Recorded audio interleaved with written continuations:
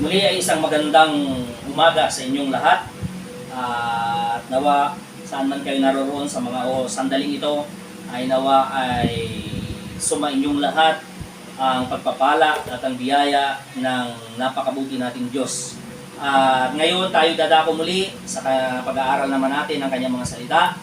At nawa ang bawat isa ay iniimbitahan ko na muli tayo ay kaintim na makinig at pagbulay-bulayan natin ang kanyang mga salita. Sabi nga ng Biblia ay huwag tayong magsawa sa pakikinig ng kanyang mga salita dahil ang pakikinig dito nagmumula ang pananampalataya. Kaya sa oras na ito, sa araw na ito, ang pag-aaralan naman natin ay isa din na napaka-importante na malaman ng bawat tao, lalong-lalo na ng mga Kristiyano, na ang Diyos ay talagang nandyan na nangako, at kapag siya ay nangako ay hindi pwedeng hindi niya itutuparin. Sa umagang ito, ang pamagat ng ating pag-aaralan ay Jehovah Jireh. Amen. Na binasa natin kanina sa Genesis chapter 22 verses 14. Jehovah Jireh. Ngayon, naniniwala ba kayo na kapag dumating si Jesus Christ muli dito sa daigdig, ay doon matatapos ang lahat ng problema? Amen. Naniniwala ba kayo doon? Amen. At iyon ang pinakahihintay nating araw, hindi po ba? Amen. Ang kanyang pagbabalik. At para tayo mabigyan ng kasiguraduhan na mangyayari ang mga bagay na yan, ibinigay niya sa atin ang kanyang salita. Amen. Naririto yung kanyang pangako na yan, na darating ang panahon, ang takdang panahon, na siya ay magbabalik dito sa lupa para tapusin na lahat ang paghihirap ng kanyang mga anak. Amen. Amen. At siya ay nabuhay mula sa pagkamatay.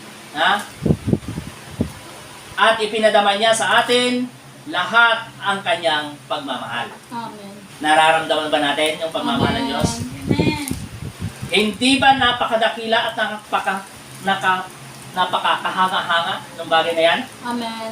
Hindi ba yun nakakapagbigay sa atin ng kasiyahan bilang isang Kristiyano?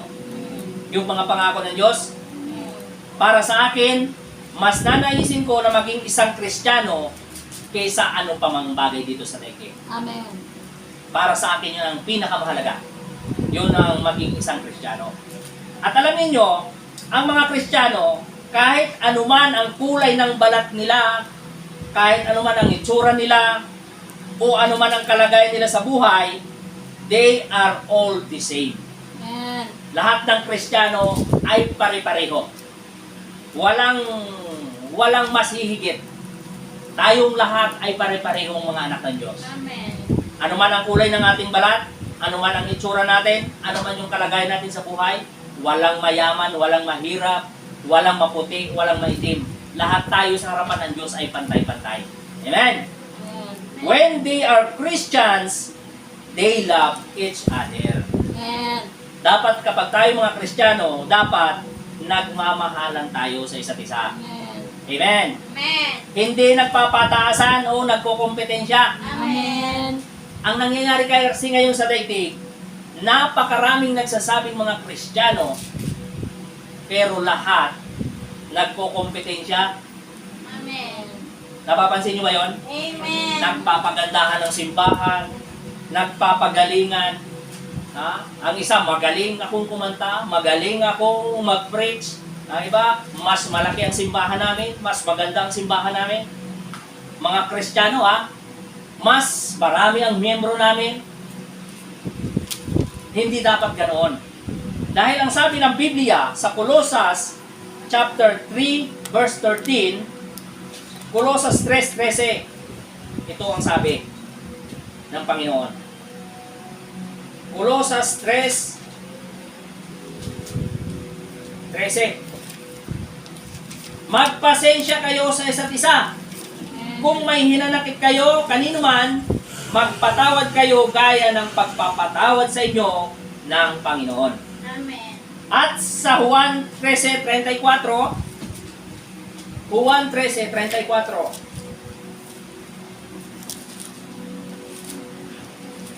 isang bagong utos ang ibinibigay ko sa inyo ngayon. Magmahalan kayo kung paano ko kayo minahal. Amen. Gayon din naman, magmahalan kayo. Amen. Ganon din sa Roma 12:10.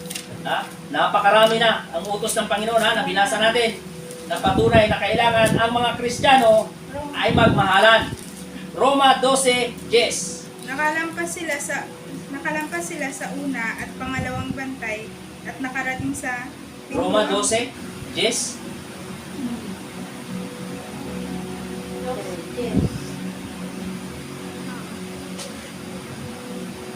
Magmahalan kayo bilang tunay na magkakapatid at pahalagahan ninyo ang iba ng higit sa pagpapahalaga nila sa inyo.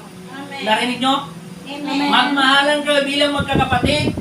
Pahalagahan ninyo ang iba kaysa Sa inyo. pagpapahalaga ninyo sa sarili ninyo. Amen. Napakahigpit na utos ng Diyos. Amen.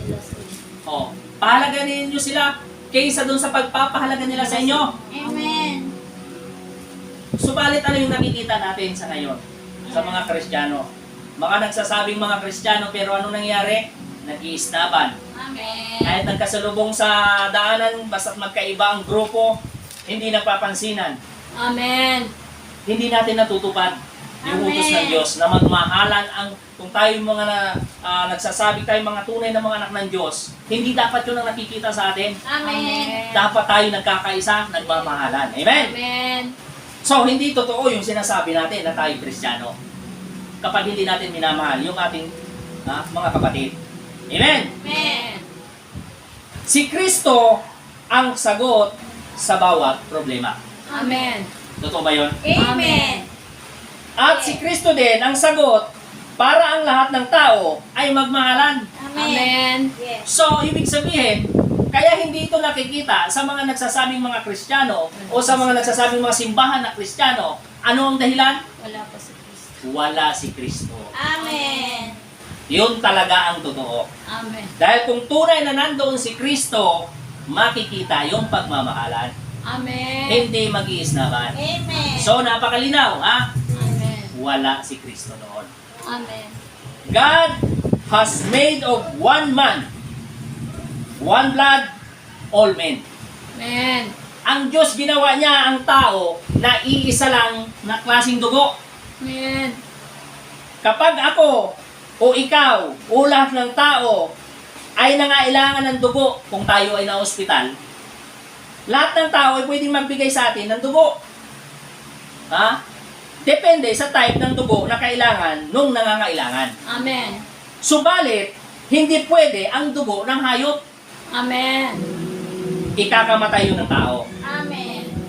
Ang Diyos ay gumawa ng isang dugo para lang sa lahat ng tao. Amen. So, we are brothers the world over. Amen. Magkakapatid tayong lahat sa buong daigdig. Ano pa man yung lahi natin. Amerikano ka man o Black American ka man o Inchik ka man o ano ka mang lahi, iisa lang tayo ng dugo na Amen. galing sa Diyos. Amen. Amen. Ngayon, ang Diyos ay may 7 katawagan ng pagtubos na mga pangalan o redemptive names. May 7 na redemptive names ang Diyos.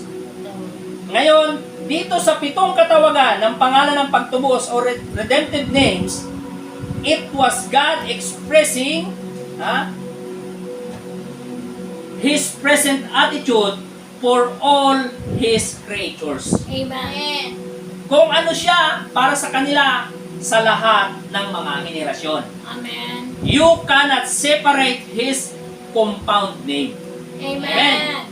So, nang ang Diyos ay bumaba dito sa lupa mula sa langit para maging hari sa buong daigdig, ipinakilala niya ang kanyang sarili sa 7 compound redemptive names. Amen. Ang kanyang unang pangalan ay Jehovah Jireh. Amen. Tandaan ninyo ang una niyang pangalan ay Jehovah Jireh. Ang ibig sabihin, God will provide for Himself as sacrifice. Amen. Ang sunod ay Jehovah Rapha. Yun ang sunod niyang katawagan. Na ang ibig sabihin ay, I am the Lord that healeth thee. Healer. Ah, Amen. siya ang Diyos na nagpapagaling. Jehovah Rapha. At siya ay naging Jehovah our banner, Jehovah our peace, Jehovah our shield, Jehovah our righteousness. That what He is to us. Yan siya sa atin. Amen. Yang mga katawagan na yan. Pero iisang Diyos lang. Amen. Amen. Amen. So, we cannot separate those names. Amen. If He's still Jehovah Jireh, He has to be Jehovah Rapha also. Amen. If He is our provided sacrifice, He has to be our healer also. Amen. Amen po ba? Amen. So, ang mga pangalan na iyan ay hindi pwedeng paghiwalayin. Amen. Noong siya ay tanggapin natin bilang tagapagligtas, ay kailangan din natin siyang tanggapin bilang healer o manggagamot. Amen. Kailangan din natin siyang tanggapin bilang our peace, our shield, Amen. our banner. Yes. All these redempted names ay kailangan nating tanggapin. Amen. God's present attitude is to His people now the same. Amen. Hindi yun nagbabago. Amen? Ngayon, para sa akin, natapos na ng Diyos ang lahat ng dapat niyang tapusin. Una, inilagay niya ang lumang tipan sa uri. Ha? Ipinadala niya ang kautusan. Pagkatapos, nagpadala siya ng propeta para i-back up ang kautusan. Amen. Ang kautusan ay para sa buong bansa. Ang propeta ay para ipakita ang higit sa karaniwan. Amen. Ang kautusan ay may mga titik. Subalit ang propeta ay higit sa karaniwan na tanda. Amen. At kung ano ang ginagawa ng Diyos noon sa Israel, ay ganon din ang ginawa niya sa iglesia niya sa ngayon. Amen. Hindi yun nagbabago. Amen. Sa panahon ito, ang Biblia ay sulat. It is the expression of God toward His people. Ito ay plano kung saan ang iglesia ay itatayo. Ang plano ng kaligtasan. Ang plano kung paano mamumuhay ang isang Kristiyano. Ang plano kung paano tratuhin ang mga kapitbahay. Amen. Ang plano at higit sa lahat kung paano ang kanyang mga pangako. Amen. Yan ang purpose kung bakit itong Biblia ay isinulat niya. Amen? Amen. At pagkatapos niyan, ipapadala niya ang kanyang banal na espiritu para sa kumpirmasyon ng kanyang salita Amen. o para patunayan niya na totoo ang kanyang salita. Amen. Yun ang katibayan o kumpirmasyon, yung banal na espiritu na matatanggap natin kapag ikaw ay nabautismo ng banal na espiritu. Amen? At para iyan ay magawa, siya ay maglalagay sa iglesia muna ng mga sumusunod. Amen. Una, mga apostol, mga propeta, mga tagapagturo, at mga taga-ibanghelyo. All of these are for the perfecting of the church. Amen. That is church offices. Amen. Not office here on earth, ha? But coming from heaven. Amen. At pagkatapos sa iglesia, ay magpapadala siya ng mga kaloob ng pagpapagaling or gifts of healing. Kaloob sa pagpapahayag or gifts of prophecy. Ngayon, mayroong pagkakaiba sa pagitan ng gift of prophecy at sa propeta. Ang isa ay kaloob ng Diyos. O yung gift of prophecy ay kaloob ng Diyos sa pagpapahayag.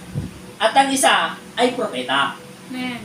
Ang kaloob sa pagpapahayag ay kailangang i-judge by 2 or 3 spiritual men. Amen. Ano ito? Is a gift in every local body o sa church. Amen. Amen. Subalit ang propeta ay kakaiba. Sila ay pinanganak talaga na propeta na. And they came up prophets. Amen. Amen. Lahat ng kanilang sinabi o sasabihin ay totoo. Amen. Every time, sa lahat ng oras, ano man ang kanilang sabihin, yan ay totoo. Ngayon, ang Diyos ay gumawa sa atin ng mga bagay na mabuti. Ha? Ayaw niya na may mapahamak na tao. Ang gusto niya, lahat tayo ay uuwi sa Kanya pagdating ng panahon. Amen. Lahat ng Kanyang nilikha. Wala man tayo mga bagay na mararangya sa mundong ito, subalit ang hinahanap natin ay ang bayan kung saan ang nagtayo at gumawa ay ang Diyos. Amen. Yun yung hinahanap nating bayan. Amen? Amen. And He so loved us. Amen. Mahal na mahal tayo ng Diyos. Kaya nga nagawa niyang ialay ang buhay niya para sa atin. Ang nais lang niya ay ang maniwala ka sa Kanya. Amen. Yun lang ang gusto ng Diyos. Maniwala lang tayo. Ngayon, ang Diyos ay kailangang panatilihin niya ang Kanyang salita. Ha? Dahil ang Kanyang kautusan ay nagpapakilala na siya ito. Amen. Kung ang kautusan ay ginawa sa pasimula para sundin, hanggang sa ngayon ay ganun pa rin dapat. Ito pa rin ang ating susundin. Amen. Wala tayong ibang susundin kundi ito. Amen. Kung ano lang ang nakasulat dito. Hindi yung ang susundin natin ay yung sinasabi ng pinuno ng simbahan. Hindi ang susundin natin ay yung paniniwala ng ating simbahan. Kung yan ay wala rito, hindi yan nakasulat dito, hindi dapat nating sundin yan. Amen. Dahil yan ay hindi sa Diyos. Amen. At ganun din ang Diyos. Kung ang Diyos ay gumawa ng kautusan, at ito ay sinabi niya kanyang salita, o ito ay sinabi niya sa kanyang salita o dito sa Biblia, kailangan niya itong panatilihin. Amen. Sa lumang tipan man o sa bagong tipan, kailangan niyang panatilihin ito magpakailanman. Amen. If He was Jehovah Jireh there, sa lumang tipan, He was Jehovah Jireh in Genesis, He was with the prophets, He was with the law, He was in Jesus, He was in the early church, kailangan He has to be now. Amen. Amen. Kailangan ganun pa rin siya sa mga oras na ito. Kung ano yung mga ginawa niya noong unang panahon pa, kailangan panatilihin niya hanggang sa ngayon sa mga oras na ito, yung kanyang mga salita. Amen? Amen.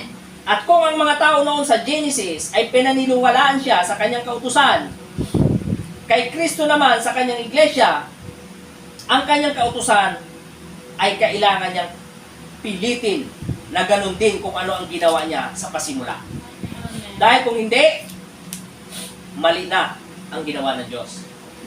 Kung hindi niya mapanatili kung ano ang sinabi niya sa kanyang mga salita, hindi siya magiging Diyos. Amen? Amen.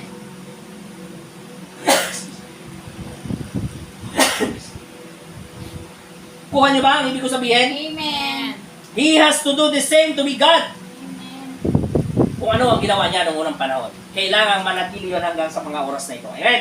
Amen. Kagaya ng sinasabi ko sa inyo, ano ang makukuha nating mabuti na magkaroon tayo ng Diyos ng kasaysayan noon? Diyos ng mga himala noon, kung hindi siya magiging parehong Diyos sa ngayon. Amen. Di ba? Amen. Ano bang makukuha natin? Kung siya ay naghihimala noon, kung siya ay bumubuhay ng mga patay, kung siya ay nagpapagaling ng mga may sakit noon, kung hanggang sa ngayon, sa mga oras na ito, hindi siya magiging ganoon, Amen. anong mapapala natin? Di ba? Amen. Wala itong magagawang mabuti sa atin. Ang halimbawa niya ay ganito. Kung ang Diyos lang ni Moses noon, kung ang Diyos lang ay noon lang sa panahon ni Moses, at siya ay wala sa ngayon, ano ang magagawa sa atin ng mga himala na ginawa niya noon? Amen. Hindi po ba? Amen. Ngunit siya ay Diyos ni Moses. Siya ay Diyos ni Elias.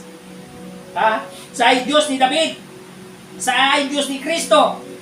Siya ay Diyos ng unang iglesia noon. Siya ay Diyos ngayon na parehong kautusan. Compelled to His redempted name. And He must do the same thing. Amen? Amen. At kung hindi siya Diyos. Amen. Nawa ay makita natin lahat yon. At nawa ay matanggap natin ito. Dahil ito ang makapagbabago ng lahat ng bagay. Amen. Amen. Ngayon, hindi mo ito makikita sa Biblia sa pamamagitan ng iyong natural na mga mata. O hindi mo ito makikita o unawaan sa pamamagitan ng iyong makalupa na karunungan. Amen. Makikita mo ito sa pamamagitan ng puso. Amen. Amen. Ang sabi ni Jesus kay Nicodemo, anong sabi niya? Sa Juan 3:3. Anong sabi ni Jesus kay Nicodemo? Juan 3:3. Sumagot si Jesus, tandaan mo ang sinasabi kong ito. Malibang ipanganak na muli ang isang tao, hindi niya makikita ang paghahari ng Diyos. Amen. Kagaya ng sinabi ko sa inyo kanina, napakahalaga na maranasan natin yung kapanganakang muli sa Espiritu. Amen. Dahil ito ang sabi ng Panginoon, no? Kung hindi mo ito mararanasan, umaabot itong kapanganakang muli sa Espiritu, hindi mo makikita daw o hindi ka makakakita ng kaharian ng Diyos. Amen. Amen. Amen. Ngayon, hindi ibig sabihin ng salitang hindi makakakita ay hahanapin mo ay hahanapin mo ng natural mong mata o hahanapin mo sa eskwelahan ang kaharian ng Diyos. Amen. Ang ibig sabihin nito ay kailangan mong maunawaan. Amen. O ano? Amen. Hindi mo maunawaan ang tungkol sa kaharian ng Diyos kapag hindi ka naipanganak na muli sa Espiritu. Kapag ikaw ay naipanganak na muli sa Espiritu at naunawaan mo na ang tungkol sa kaharian ng Diyos, at ang ugaling ng Diyos ay mapa sa iyo, ang Diyos ay sasa iyo.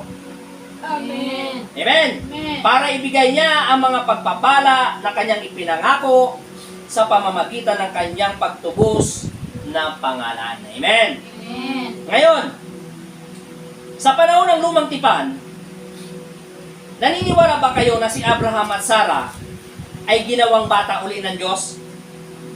Naniniwala ba kayo doon na si Abraham at si Sarah ay ginawang bata ulit ng Diyos ang kanilang mga katawan Amen. para sila ay magkaanak ulit? Amen. O para sila ay magkaanak? Kahit 100 years old na si Abraham Amen. at 90 years old na si Sarah. That's right. At ito ay pinatunayan sa Biblia na si Abraham at si Sarah ay pinabatang muli ng Diyos para sila ay magkaanak. Nagbuka silang bata ulit. Dahil kung maalala ninyo, sino ang nakaalala doon sa istorya? Si Abimelech. Kung maalala ninyo sa Biblia si Abimelech, si Abimelech ay na-inlove kay Sarah. Amen. Amen. Basahin nila natin sa Genesis chapter 20 verse 1 to 3. Genesis 20 verse 1 to 3. Nilisan ni Abraham ang Mamre at nagpunta sa lupain ng Negev sa pagitan ng Kades at Sor at tumira sa Gerar. Habang siya inaroon, kapatid ang pakilala niya kay Sarah. Kaya ito'y pinakuha ni Abimelech, hari ng Gerar. Sa isang panaginip, nagpakita ang Diyos kay Abimelech at sinabi, mamamatay ka dahil sa babaeng kinuha mo, siya ay may asawa na. Amen! Amen. Kung mapapansin ninyo, sa chapter 18 ng Genesis, doon sinabi ng anghel ng Diyos kay Abraham na sila ay magkakaanak. Amen. Kaya kung maalala ninyo, tumawa si Sarah, hindi ba? Amen. Dahil matanda na daw sila para magkaanak. Yun ay nasa chapter 18 ng Genesis. Subalit dito sa chapter 20 ng Genesis, si Abimelech ay na-inlove kay Sarah. Amen. Pagkatapos sabihin ng Diyos na magkakaanak si Sarah at si Abraham, itong si Abimelech ay na-inlove kay Sarah. Dahil siguro nariwa ang kagandahan ni Sarah sa paningin ni Abimelech.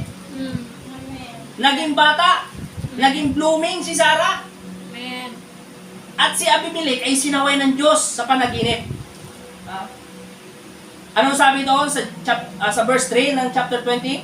Sa isang panaginip, nagpakita ang Diyos kay Abimelech at sinabi, mamamatay ka dahil sa babaeng kinuha mo, siya ay may asawa na. Amen! Amen. Bakit sinaway ng Diyos si Abimelech? Doon sa ginawa niya, na pagkuha niya kay Sarah. Amen.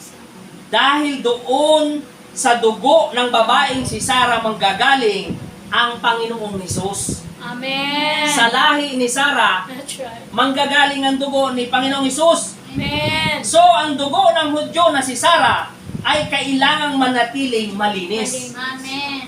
hanggang sa pagsilang kay Jesus. Amen. Amen. Amen. Kaya, God protected Sarah. Amen. Pagkalipas ng ilang buwan, ang babaeng malapit ng mag-100 taon ay nagsilang ng isang sanggol. Amen. Nakikita niyo ba ang magandang type nito? Amen.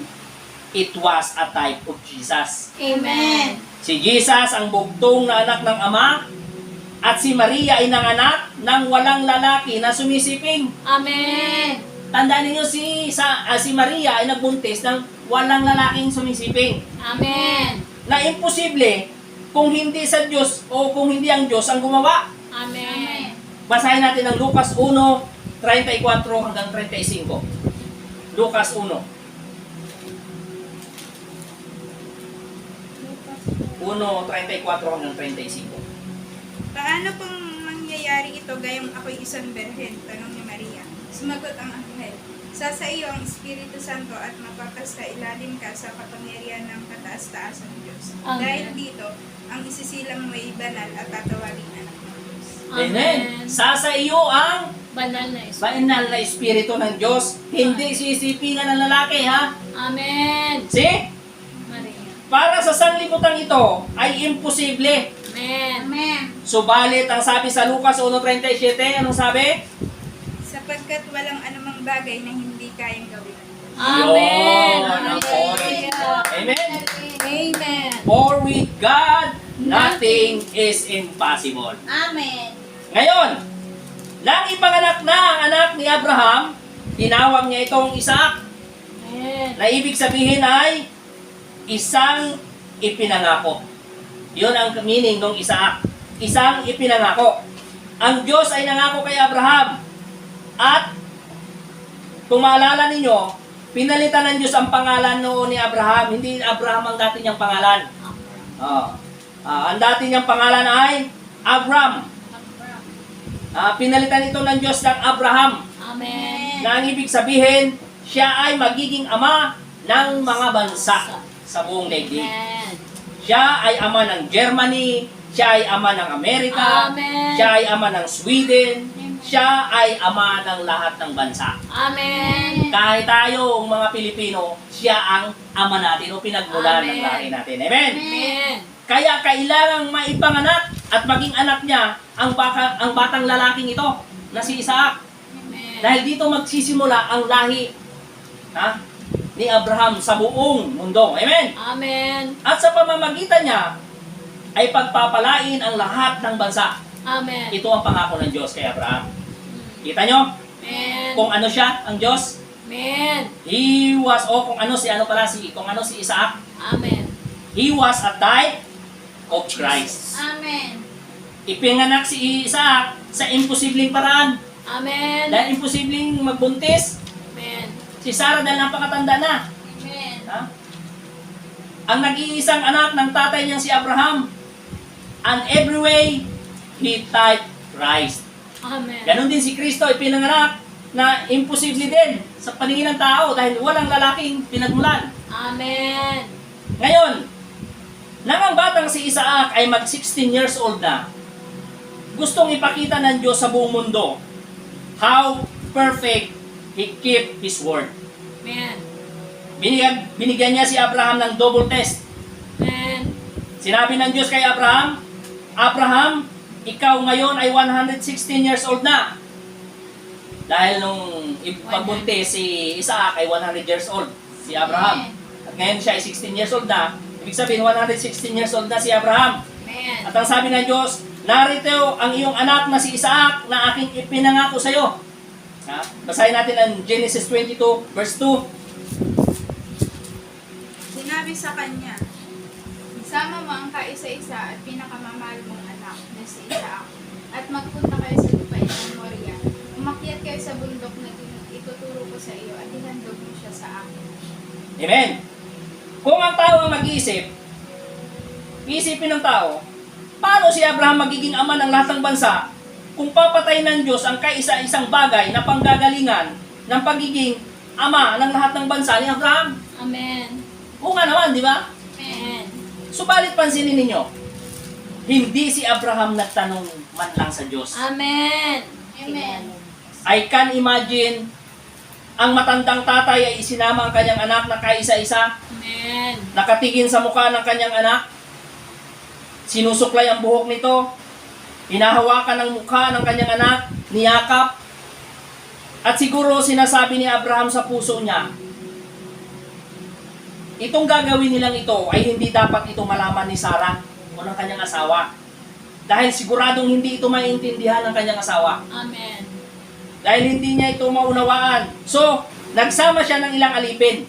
Amen. At naglagay sila ng siya. Yung nilalagay sa tuba na Amen. kargahan. O naglagay siya sa asno ng siya. Para sa 3 araw nilang paglalakbay sa ilang.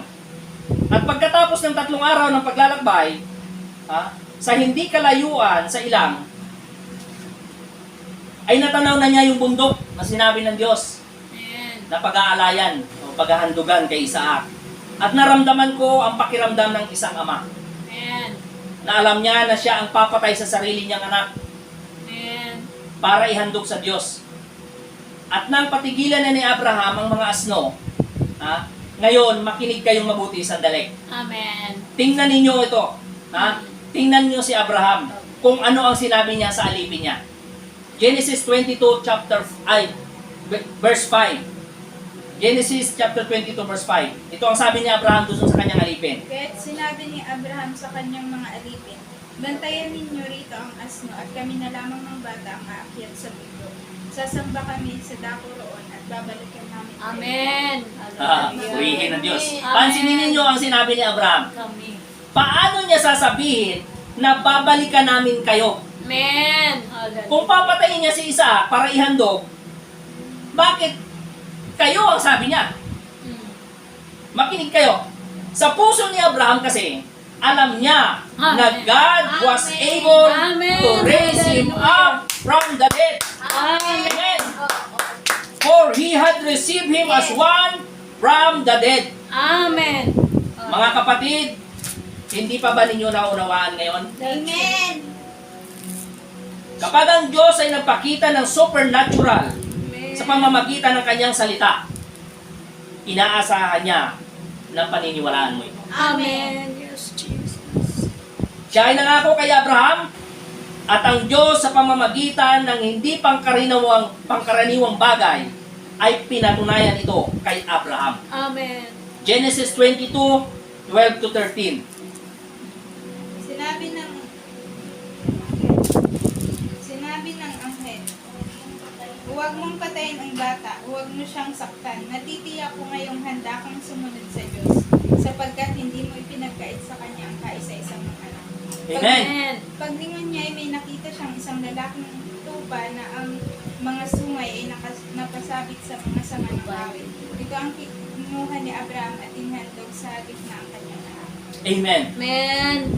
At sinabi ng Diyos sa huling mga panahon na ito na ibubuhos niya ang kanyang espiritu Amen. at ipapakita niya ang parihong mga tanda na ginawa niya sa umpisa. Amen. Mayroong unang ulan at huling ulan. Amen. Yan ay mababasa natin sa Jeremiah 5:24 at sa Joel chapter 2 verse 23 at Deuteronomio 11:14. Jeremiah 5:24.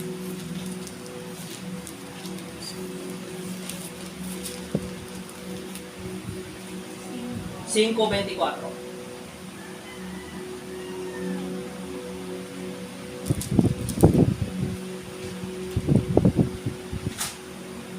Hindi man lamang ninyo inisip na parangalan si Yahweh na inyong Diyos, gayon siya ang nagbibigay ng ulan sa takdang panahon at nagpapasabit sa panahon ng pag-aani ng taon. Amen. Sa Joel chapter 2 verse 23, magala kayo mga taga-Sion, matuwa kayo dahil sa ginawa ni Yahweh sa inyong Diyos. Pinaulan niya ang sapat sa taglagas at gayon din sa taglamig. tulad ng dati, uulan din sa tagsibol. Amen. At sa Deuteronomio 11:14,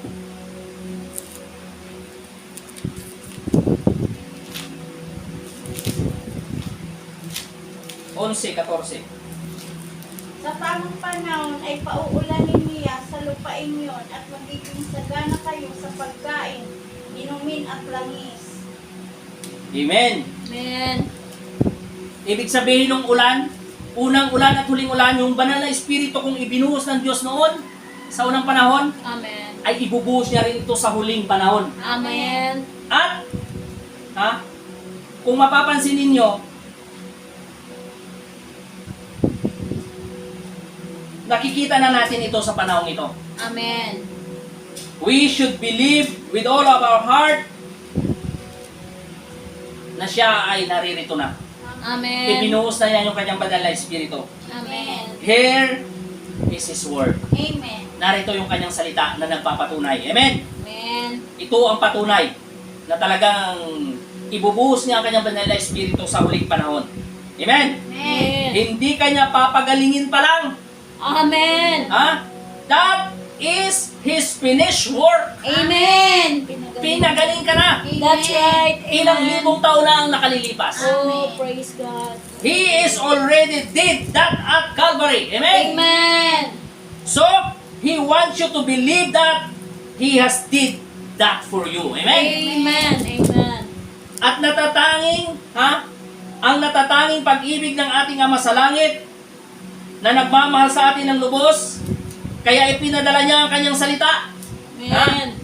Ipinadala niya ang kanyang salita at ipinadala niya ang kanyang mga lingkod para ihayag ang salita ng Diyos. Amen. Yun ay pagmamahal ng Diyos. Amen.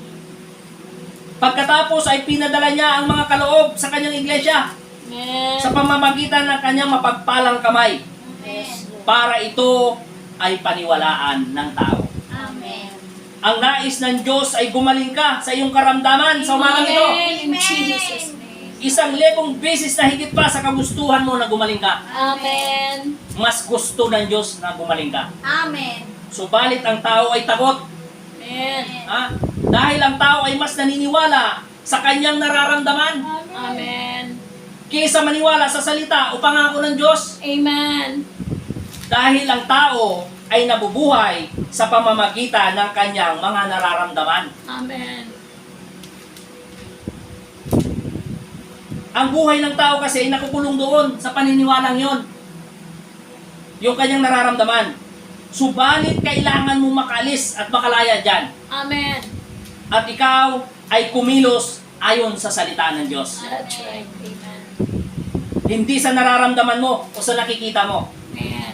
Dapat mamuhay ka o kumilos ka kung ano ang sinabi ng Diyos sa Amen. kanyang mga salita.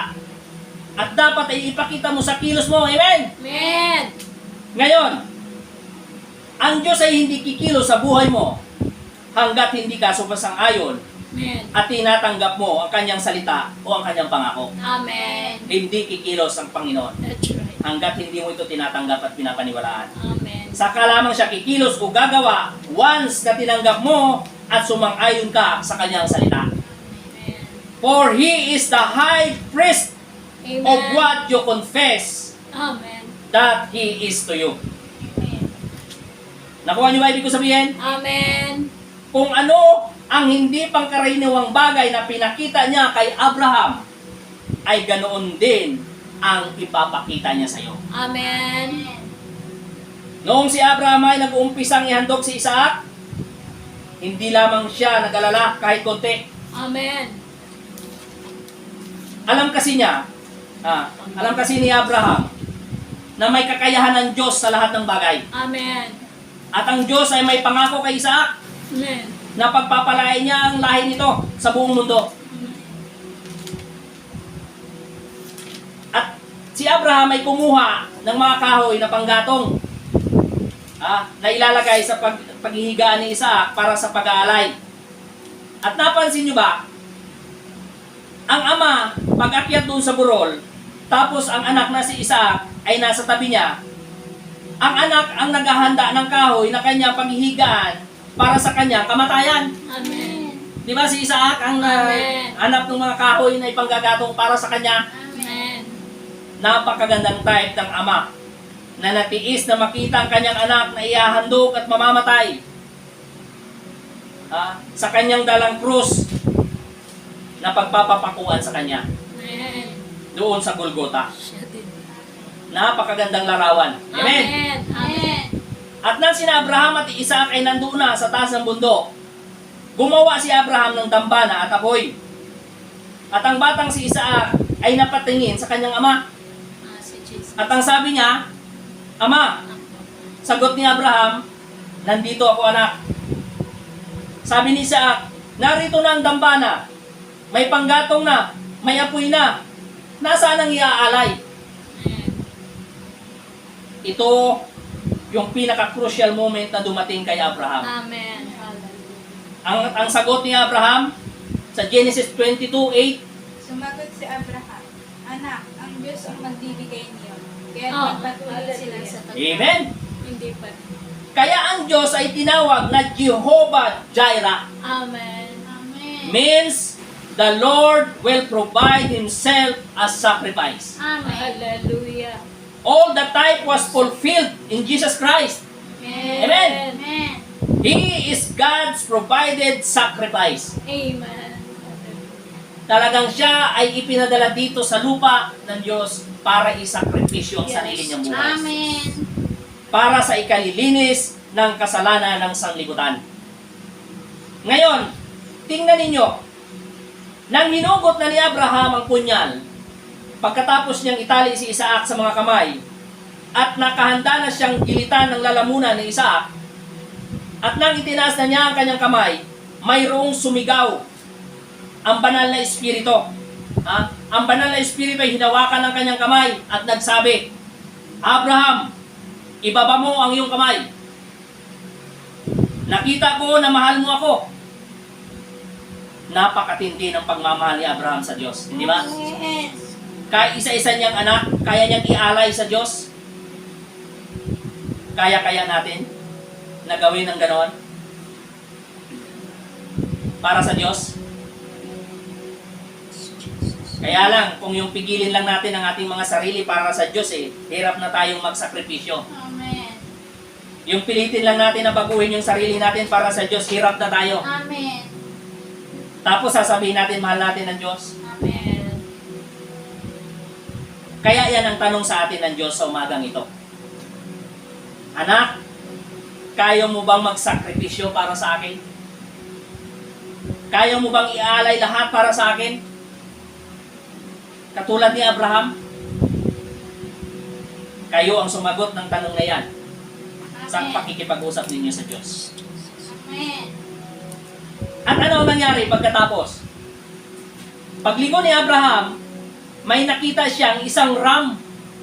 Sa Ingles ay ram o lalaking tupa Amen. na nakasabit ang sungay sa dawag. Amen. At kinuha ni Abraham ang lalaking tupa at iyon ang inihandog ng handog na susunugin. Ngayon, ang tanong ko sa inyo, saan galing itong tupang ito? Ha? Alam niyo ba na si Abraham ay malayo sa mga lugar na mayroong mga tupa? Yung lugar o bundok na pinuntahan nila ay 150 kilometers. Ha? Tandaan niyo, 150 kilometers from all of civilization. Paano nagkaroon ng tupa doon? Oh, God will provide Himself a sacrifice. Amen. Hallelujah. He is Jehovah Jireh. Amen. Amen. Hallelujah. At makinig kayong mabuti. Ang tupa na ito ay hindi nakita ni Abraham sa pangitain niya o sa bisyon niya. Amen. Para kay Abraham, kinuha niyang lalaking tupa, inihiga sa dambana at pinatay ito. At ang dugo ng lalaking tupa ay umagos. Pero it was not a vision. Amen. Hindi lamang ito nakita ni Abraham sa kanyang pangitain. Ano ito?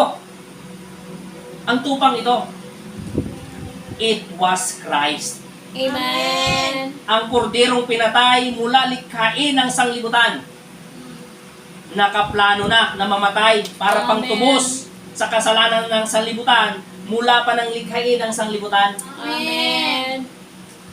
Mula pa, bago pa i-create ng Diyos ang mundong ito, nakaplano na si Jesus Christ ang isasakripisyo niya para sa pagtubos ng kasalanan ng tao. Amen. At ang Diyos ay mangungusap sa pamamagitan ng lalaking tupa o kordero. Amen. Bakit? He will provide a sacrifice. Amen. He will provide a way for your healing. Amen. He will provide a way for your blind eyes. Amen. He will provide a way for that cancer to leave you. Amen. Yung mga problema sa tiyan para lumayas. Amen. Amen. He will provide a way for your financial problem. Amen. That's Palakpakan right. natin ang Panginoon. Hallelujah. Amen. At my brothers and sisters, who has provided already in Jesus Christ, Amen. sa lahat ng mga kapatid na nakaranas na ng kapangyarihan ng ating Panginoong Jesucristo, the lamb slain from the foundation of the world Amen. has been provided for your sickness sa umagang ito. Hallelujah.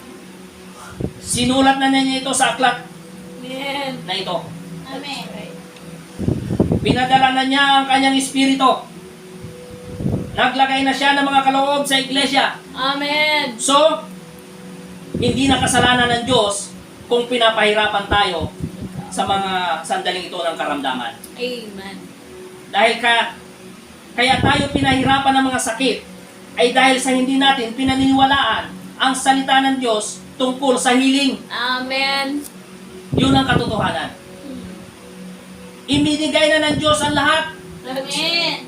Hindi lang natin kasi pinaniwalaan. Amen. So, it's not God's fault. Amen. Kung hindi man natin ito natanggap, hindi din kasalanan ng Diyos. Amen. Dahil hindi tayo nagsaliksik sa kasulatan. Amen. Dahil sinabi na ng Diyos sa Biblia, sa Juan 5:39, Juan 5:39.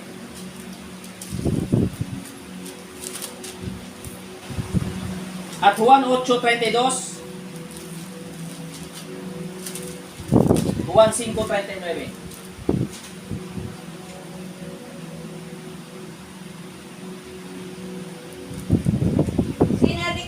Sinasaliksik ninyo ang mga kasulatan sa pag-aakalang doon ninyo matatagpuan ang buhay na walang hanggan. Ang mga kasulatang yan ang nagpapatotoo tungkol sa akin. Amen. Sa Juan 8:32. Makikilala ninyo ang katotohanan at ang katotohanan ang magpapalaya sa Amen. At sa Marcos 16:17-18, ito ang sinasabi, ang mga sumasampalataya ay bibigyan ng kapangyarihan gumawa ng mga himala. Amen. Sa pangalan ko'y magpapalaya sila ng mga demonyo Amen. at magsasalita ng iba't ibang wika. Hindi sila mapapahamak kahit dumampot sila ng ahas o makainom ng lason. Amen. At gagaling ang mga may sakit Amen. na papatungan nila ng kanilang kamay. Amen. Amen! Amen. Ngayon, naniniwala ba kayo ng buong puso na si Jesus Christ ay inihanda na kordero na papatayin bago palikhain ang sanlibutan para sa iyong kaligtasan Amen. at para sa iyong kagalingan ng karamdaman? That's right. Amen. Naniniwala ba kayo doon? Amen. Amen. Itaas nga ng ating mga kamay sa mga naniniwala. Hallelujah, Lord Jesus. Purihin ng Panginoon kung kayo naniniwala. Amen. Kaya sa umagang ito, sa pagtatapos, Yes, Lord. maniwala lang tayo na siya ay Jehovah Jireh. Yes, Amen. Lord Jesus. Dahil siya ay nangako. Ang sabi niya sa Marcos 11:24,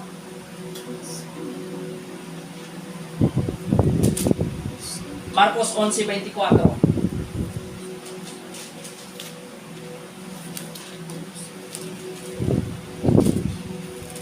Kaya't sinasabi ko sa inyo, anuman ang hingin ninyo sa inyong, Amen. Ano man ang hilingan ninyo?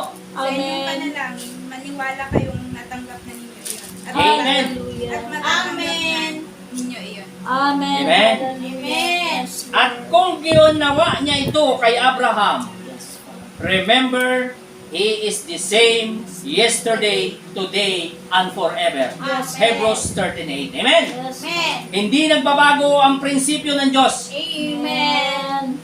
Parehong kapangyarihan.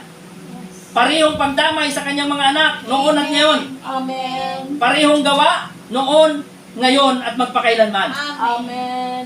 Pansinin niyo ang sinabi ng Panginoong Hesus bago siya umakyat sa langit. Sa Juan 14:19. Ito ang kanyang sabi bago siya umakyat ng langit. Pagkatapos niyang mabuhay na muli. Juan 14:19. Kaunting panahon na lamang at hindi na ako makikita ng sanlibutang ito. Pansinin niyo, wait lang ha. Hindi na ako makikita ng sanglibutang ito. Okay, tuloy. Ngunit ako'y makikita ninyo sapagkat buhay ako, mabubuhay rin kayo. Amen. Amen. Ang ibig sabihin na hindi na siya makikita o mararamdaman.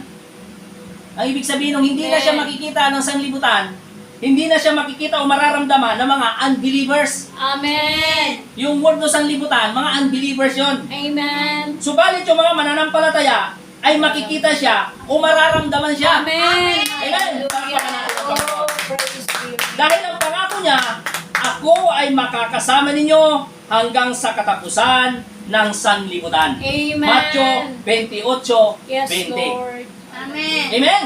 Amen. So, tandaan ninyo, kung ang sabi niya, ako ay makakasama ninyo hanggang sa katapusan ng sanglibutan, so, ang mundo ay hindi pa natatapos. Amen. So, ibig sabihin, si Jesus is still with us today. Amen. Hallelujah. Amen. Amen. Kasama pa rin natin siya hanggang sa mga oras na ito. Amen. Sa mga oras na ito ay nandito siya. Yes, Lord. Nararamdaman niyo ba? Amen. He is still with us today. Amen. So, wala tayong dapat itatakot. Yes. Amen. Hallelujah. Wala tayong dapat ipag-alala. Amen. Dahil kasama natin sa mundong ito ngayon, si Jesus sa formang banal na Espiritu. Yes, Lord. Hallelujah. Amen. Kaya ano ang itakatakot natin? Amen. Ano bang ipag-aalala natin? Amen. Nandyan yung nagpangako sa atin. Yes, Amen. Lord. Naririto yung nagpangako sa atin. Amen. Kasama natin sa mga oras na ito. He is still the same yesterday, today, and forever. Yes, Amen. Ano man ang iyong kinakaharap sa mga sandaling ito, Yes. ano man ang iyong pinapasan, ano man ang iyong problema, ano man ang pagsubok na pinagdadaanan mo, wala kang dapat ikatakot. Amen. Wala kang dapat ipag-alala. Naririto siya sa mga oras na ito. Amen. He is with us today. Amen. Magandang umaga. Pagpalain tayong lahat ng ating Panginoon. Oh, praise